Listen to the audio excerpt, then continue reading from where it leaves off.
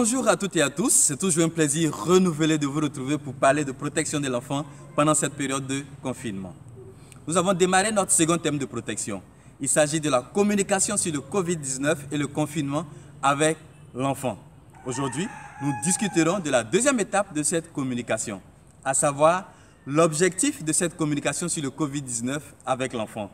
Autrement dit, qu'attendons-nous exactement de l'enfant à l'issue de cette communication? À notre niveau, nous avons retenu l'objectif suivant.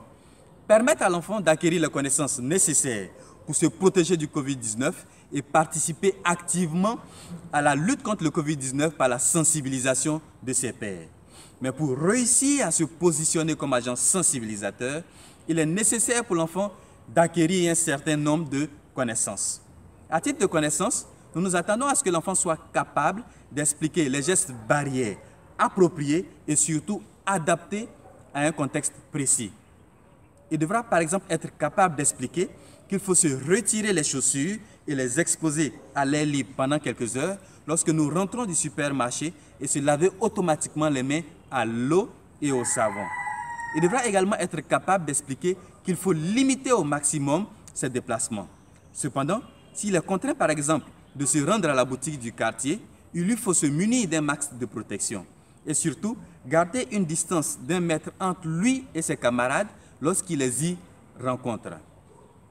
Disons à notre niveau que l'objectif fixé correspond quelque peu aux résultats que nous attendons de cette communication. Il est donc bon de mesurer la réalisation progressive de ces résultats au cours de la communication avec l'enfant en lui demandant des choses assez simples à 3 niveaux.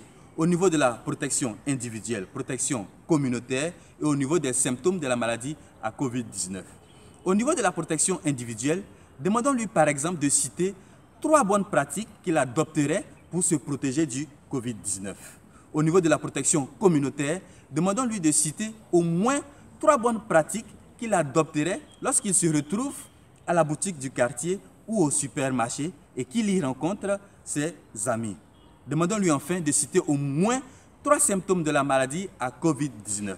S'il y parvient, alors il est capable de se protéger du Covid-19 et pourra faire le transfert de ses connaissances à son entourage. Ainsi s'achève donc la deuxième étape de cette communication sur le Covid-19 et le confinement avec l'enfant. À la prochaine session, nous discuterons du transfert des connaissances acquises par l'enfant à son entourage. D'ici là, visitez notre page Facebook et notre chaîne YouTube, Initiative pour l'enfance et la jeunesse. Et surtout, partagez toutes les vidéos pour garantir la protection de l'enfant pendant cette période de confinement. Merci et à la prochaine session.